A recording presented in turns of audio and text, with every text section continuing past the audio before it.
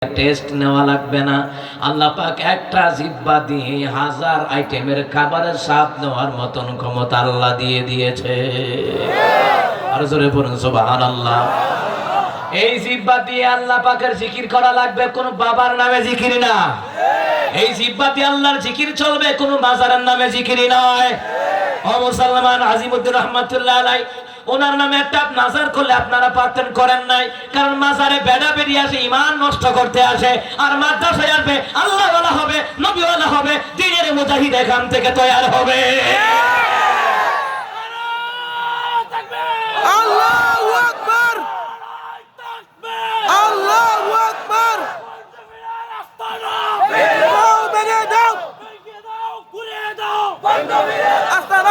এই জিহ্বা দিয়েছেন আল্লাহ, জিহ্বা দিয়ে জিকির করবেন কার? কিন্তু আমার দেশে তালা বাবা, খেতা বাবা, জোট্টা বাবা, সালসুর বাবা আছে না নাই? আবার বৌমস্তান বাবা আছে না নাই? ঢাকা থেকে রওনা দেওয়ার পরে মেঘনা এবং দাউদকান্দি ব্রিজের মাঝামাঝি হাতের বামের দিকে দেখলাম বৌমস্তান বাতেন শাহ। আমি চিন্তা করলাম, হে বৌলে মস্তানি করছে নি কোনো? নামের অবস্থা দেখেন না। কক্সবাজারে প্রোগ্রামে যাবো, পটিয়ার পরে বের হইলাম। পটিয়ার পরেই যখন গাড়ি নিয়ে যাচ্ছি, এক ফিলিংস স্টেশন থেকে গাড়ির মধ্যে তেল নিলাম। ওইদিকে সিএনজি পাম্প নাই। আপনাদের 1400 জায়গার মধ্যে আসেনি আমার 1400 করে আবার 32 এলো কেমনে? আমার লগে যারা সফর সঙ্গী, ওই যে কি জানি সাজু ভাই আইছে, লগে মাওলানা সাহেব আইছে, আমার একা ফোন দিয়ে কমিটিরে বলতেছে আমরা 32 আছি। আমি কমা 1400 পরে 32 হয় কেমনে? 1500 পারে না। আচ্ছা যাই হোক, এক একটা নামের বরকত আছে না নাই? এক একটা ভাষার নাম দান করা, এক এক ভাষা সৃষ্টি করেছেন কে? আচ্ছা যাই হোক, পটিয়া দিয়ে রওনা হলাম। হাতের বামে ফিলিংস স্টেশনে গেলাম। পটিয়া দিয়ে রওনা হয়ে গেলাম। হাতের বামে দেখি সালসুর বাবার দরবার। আমি চিন্তা করে দেখলাম, মনে হয় বাবা সারা বছর সাল চুরি করছেন না, হয় এই নাম দিল কেন? কথা কথা খা। আপনি চিন্তা করে দেখেন, ওখানে গিয়ে দেখেন বেড়া বেড়ে ভিড় জমায়। অথচ আল্লাহ জিহ্বাটা দিয়েছেন, আলাম নাজআল্লাহু আইনাইনি ওয়া লিসানান ওয়া শাফাতাইন। ও বান্দা, আমি আল্লাহ কি তোমাকে দুইটা চক্ষু দেই নাই? তাহলে আল্লাহ কি বোঝাতে চান? এই চক্ষু দিয়ে পিতা মাতার চেহারার দিকে তাকাও, এই চক্ষু দিয়ে কোরআনের অক্ষরের দিকে তাকাও, এই চক্ষু দিয়ে মসজিদ মাদ্রাসার দিকে তাকাও, ঠিক কিনা? এই চক্ষু দিয়ে মমতাজের মতন বেশ্যা মহিলার দিকে তাকানো যাবে না। এই চক্ষু দিয়ে যারা পতিতা প্রস্টিটিউটের দিকে ফিরেও তাকানো যাবে না।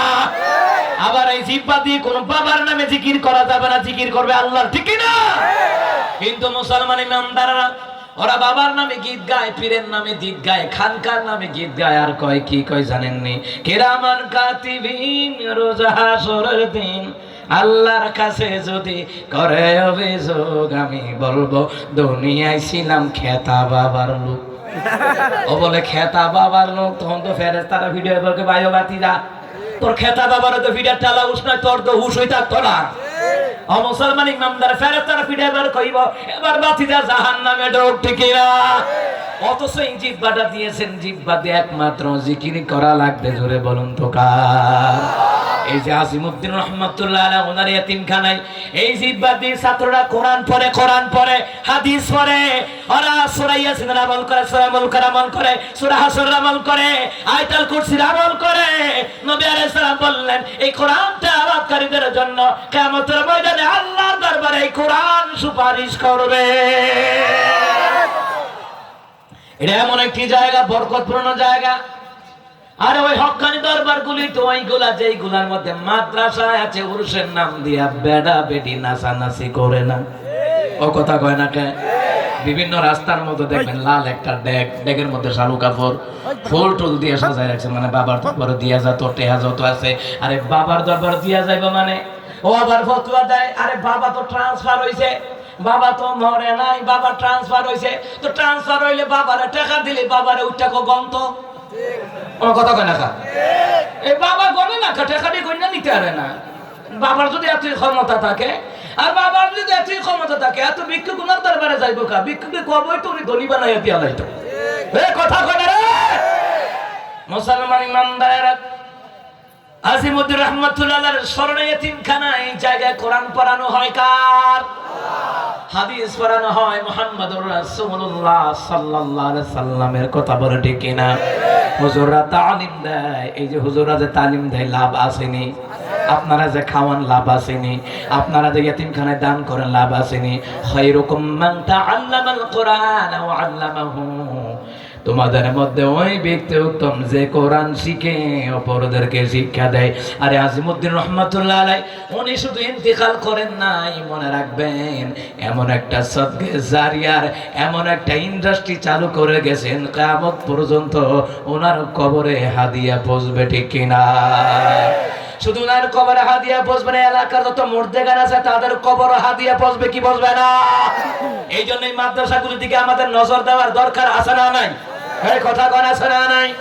এই মাদ্রাসাগুলি হলো ইসলাম জিন্দা করার খুঁটি। এই মাদ্রাসাগুলি দিন ইসলামের কায়েমের খুঁটি হলো এই মাদ্রাসাগুলি। এখান থেকে আলেম বের হবে, হাফেজ বের হবে, মুফতি মুহাদ্দিস বের হবে। এরা বিভিন্ন জায়গায় জুমার খুতবা দিবে, ইমাম হবে, খতিব হবে, মুফতি মুহাদ্দিস হবে। এদের দ্বারাই পৃথিবীর জমিনে, বাংলার জমিনে দিন ইসলাম কায়েম হবে। আরে ওলামায়ে কেরাম না থাকলে আল্লাহ দুনিয়াটাই রাখবে না, ঠিক কিনা? ওলামায়ে কেরামরা হলো পৃথিবীর জন্য নিয়ামত। এই নিয়ামতের ভাগীদার সবাই হয় না। ওলামায়ে কেরাম হলো দুনিয়ার নিয়ামত। দুনিয়ার জমিনে যখন ওলামায়ে কেরাম থাকবে না, আমার আল্লাহ দুনিয়াটাও টিকায়া রাখবে না। এই জন্য ওলামায়ে কেরামকে রাজাকার বলতে সাবধানে বইল, মৌলবাদ বলতে সাবধানে বইল, জঙ্গিবাদ বলতে সাবধানে বইল। তোমার বাপ দাদা 14 গোষ্ঠী একজন আলেমের এক রাতের ইবাদতের সমান সওয়াব মূল্য হবে না। আর একজন আলেম যদি একটা হাদিস পড়ে ঘুমিয়ে যায়, তোমার মতো সোলোর মধ্যে সারা রাত নামাজ পড়বই তো না। কথা কয় না? সে আলেমের দাম আছে না নাই? কথা কয় আছে না নাই? এই জন্য মুসলমান ইমামদারেরা হায়াতুস সাহাবার কিতাবের ভিতরে দেখলাম সাহাবীরা কয়, হুজুর যান যান, যুদ্ধের ময়দানে যান, জিহাদের ময়দানে যান, ওগো রাসূলুল্লাহ দ্বীনি দাওয়াতের কাজে অগ্রসর হয়ে যান। আমরা মুসা নবীর উম্মতের মতো বলবো না যে আপনার যাও আপনি যান, আমরা থাকি এখানে, আপনি আল্লাহর নিয়ে আপনি যুদ্ধ করেন, আমরা